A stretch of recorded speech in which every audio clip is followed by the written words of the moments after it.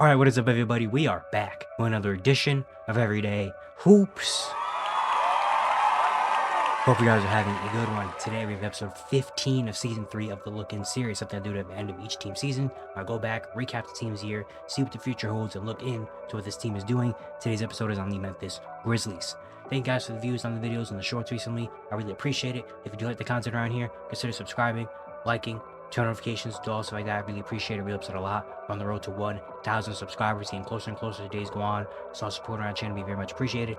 And yeah, don't waste any more of your time. Let's get right into it. So the Memphis Grizzlies, our first playoff looking team that we're doing. Grizzlies earlier today, about an hour ago, as I'm recording this, got swept by the Oklahoma City Thunder in one of the most deflating series I've seen ever. I mean, game 1, they lose by 51 points. Game 2, they get dominated. You know, it was a closer game, but they got dominated. Game 3, being up by almost 30 points, the Ja Morant injury, and losing that game on your home court. Game 4, they gave it a lot of effort. I honestly came into this game, thought the Grizzlies were going to get blown out in Game 4 because I was like, what do you have left in the tank? And they showed a lot more fight, but they just could not seal the deal at all, and they get swept by OKC. And now this Memphis Grizzlies team has a lot to think about for their future. You know, I mean, obviously they had that year last year where everybody was hurt. It was a bad year. You know, they just kind of canned the year. And I thought it was going to be a blessing in disguise for them, and it kind of was. I mean, they saw some players develop. You know, they got a full Ja Morant, everyone's back. You know, and they had a really good first half of the year. I mean, the first half of the year, they were a top 3 seed for the entirety of the year throughout the first half. I mean, they were rolling. The defense was really good. The offense looked a lot different. Jaren Jackson Jr. was having a great season. Ja Morant, you had guys like Jalen Wells, Santi Aldama, Scottie Pippen Jr., all like Zach Edey, everyone finding their rhythm a little bit. A tough team. And it was going to be a very interesting team to see in the playoffs. Then once we got to around March, things started to really, take a nosedive. That's where the season really changed. I'm trying to pull up the schedule right now so I can get a, yeah.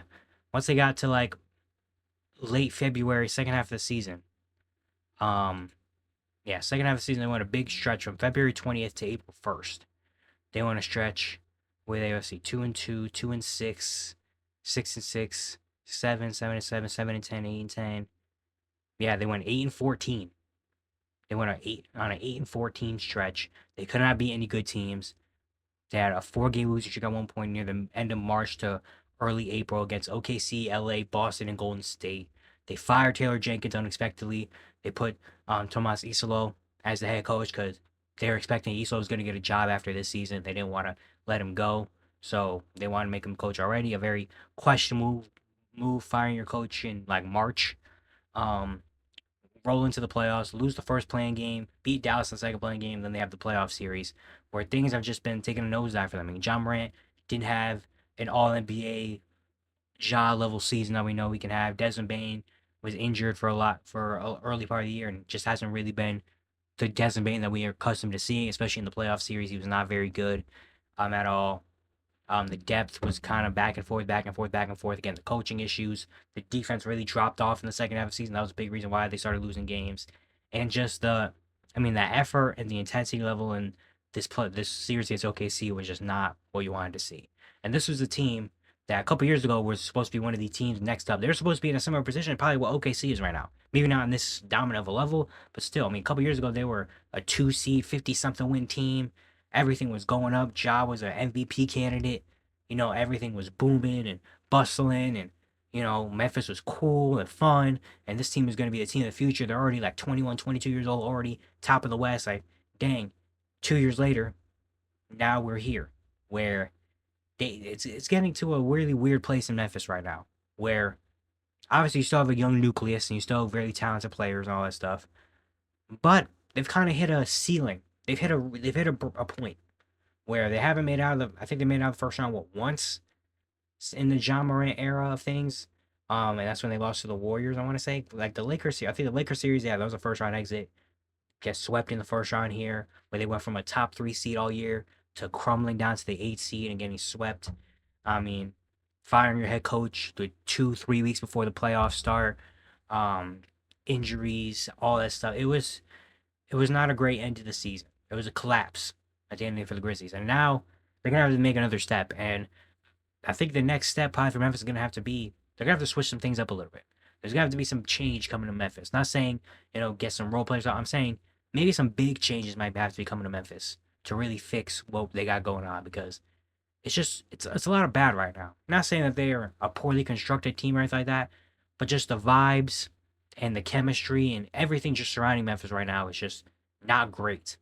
And I think a big swing and a big change is probably the only thing that's gonna really keep this fresh and change things up a little bit.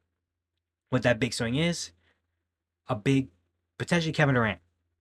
Kevin Durant is the only guy that we know for sure is going to be on the market this offseason. And I think that's going to be the big type of move. The big type of move is going to have to be, they're going to have to get another star in there. While Desmond Bain is really good, Jaren Jackson was an all-star, might make All-NBA this year. John Morant is, at his peak of his powers, he's an All-NBA type of player. They need some more. They need some more fuel. They need a big shakeup to really change things around, because I don't really know where Memphis goes from here if that's not what the case is, which I'm highly kind of, if I had to bet on Kevin Durant spots, I wouldn't bet on the Memphis Grizzlies to be number one, probably top 3, top 4-ish, but I wouldn't bet on Kevin Durant to be a Memphis Grizzly next year. If it does happen, to change a lot of things. But there's going to have to be some changes coming to Memphis. Whether it's, if they think Isolo is going to be the new head coach and they think Isolo is going to be the guy, then that could be fine. I mean, he was all right, I guess, in the games he played. They picked up some good role players. You still have a decent young infrastructure going out of there. Unfortunately, they're not going to have their own first-round pick this year. They traded it for with Marcus Smart to get that contract off. So they're not going to be able to bring another rookie, even though they're really good at developing talent. And yeah, Jaren Jackson Jr. is also going to have to take an extension this year. Jaren Jackson Jr. is up for an extension this offseason, and it's going to be big money, especially if he makes All-NBA, which I predict he made All-NBA. He might make All-NBA because in the regular season, he was really good. He was dating the best player on the Memphis Grizzlies. So there's a lot going on in Memphis right now, and a lot of things need to change around there. Whether it's maybe a GM gets fired, I don't know. Maybe if it's a big swing trade that puts Memphis might have to put all their chips in the middle of the table. Maybe. Because, again, they've been really good for the past 2 years. Obviously last year was an anomaly of the year. John Morant got suspended, came back, got hurt. Desmond Bain was hurt for a lot of the year.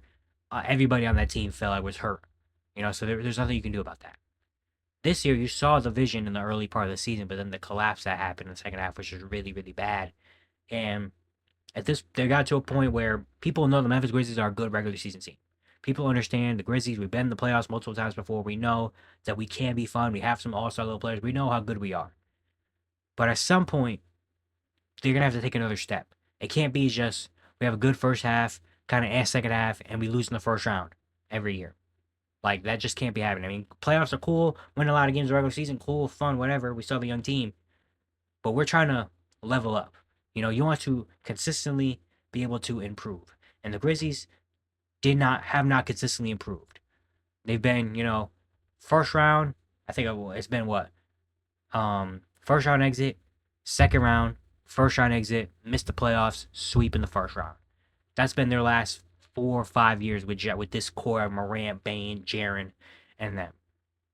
So it's been not it hasn't been an inconsistent. It's been it's been kind of like a side, if not maybe even a little bit worse for the past 2 years. So they're gonna have to make a move to really get this thing going again. If they don't, it's not the worst thing. Obviously, they can't come back from this, and maybe a whole offseason of Ishalo coming and applying his system and hoping for John Morant health, obviously, and maybe Desmond Bain can have a bounce back year and things can be different. But when you look at the Western Conference, right, OKC is going to be around for a long time. OKC might win a chip this year. What makes you think they're going away anytime soon? And they have all the assets in the world where if things are going wrong, they can just go trade for someone and everything's all fine again. The Lakers have Luka Doncic now. They're going to be a contending team for the next however long, 10 years he's there for. The Houston Rockets are here now. The Spurs are going to be on your back very soon. Victor Wembanyama and De'Aaron Fox, as soon as next year, might be a playoff team. The Warriors just got Jimmy Butler to try to extend their window for another year or two. Minnesota's still here. Anthony Edwards on this team's still going to be a contender for a couple years. The Nuggets, as long as they have Jokic, are going to have a chance. The Clippers with Kawhi and Harden are still going to be a decent team. The Mavericks, if they get healthy next year, this is not a team to mess around with. The Pelicans could even come back and have a decent offseason, and all of a sudden they're back in the playoff mix. The Kings are always going to be just a decent team, a 38 to 40 win team just because of the players they have. Like this is the Western Conference. This isn't the East where they can just kind of skate by. Even if they're not on their best, they can still win 49, 50 games and be a top 5 seed. Like this is the Western Conference, where if you're not keeping up and moving alongside the rest of these other young teams, pretty soon they're going to be up here and you're going to be on the bottom stuck at the 13th seed. Like, what happened? We were just a second seed 2 years ago. What happened? So Memphis is going to have to work, man. They're going to have to move fast. They're going to have to make some things happen and things change because the way it's honestly, I'm only saying this because the way it happened. If they gave competitive couple games and they just lost, it's whatever. Losing by 51 points in the playoffs is disgusting. That is disgusting. Like that's not even like that's just like a effort and aggressiveness thing. Like you could probably put a G League team in there and they probably wouldn't lose by 51 because they would actually try at least. Trying doesn't make you lose by 51 points. Trying, you can lose by 20, whatever, because the team's better than you. Trying and actually wanting to play basketball doesn't make you lose by 51 points. It doesn't. Game 3, you're up by 30 points at home. I understand your star player goes down, but oh my goodness, you have more turnovers than field goals made in a total half is disgusting work. And obviously, you got to credit OKC. Their defense was phenomenal in this game. On this series, Chet, J-Dub, Alex Caruso was an unsung hero. Like they had some good performances. Obviously, they got to go out and win, but it was bad.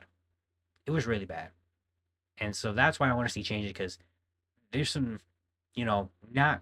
I expect the vibes are not good in Memphis right now, and the only way to change that is to make a big move. And honestly, if you have to give up a Desmond Bane, if you have to give up a Jaren Jackson, what makes you say no? At this point, if you can go get a superstar, what makes you say no? After go and we watch this first round series and tell me why no one should not be on the table. Coaches, players, everybody. Why shouldn't nothing should be off the table for this Grizzlies team after what just happened in the past month and a half of this season? It's tough and it's really sucks. Again, the Grizzlies a couple years ago were supposed to be that fun young team that supposed to be dominating, taking over the West for years to come, and now we're here 2 years later, and we're speaking about them in this type of manner. It really sucks, but I mean, it's not the worst thing. They're not in the worst situation. They can get better. Things can happen. They're just gonna need to really take some chances and try to shake things up a little bit. But yeah, it's gonna be today. Hope you guys enjoyed. Once again, if you enjoyed the content around here, consider subscribing, liking, turn notifications to also like that. I'd really appreciate it. It really helps out a lot. Once again, we're on the road to 1,000 subscribers, so all support on our channel would be very much appreciated. There's a playlist up here somewhere that shows you can go watch the other episode of the Look In series. And yeah, I'll see you guys tomorrow.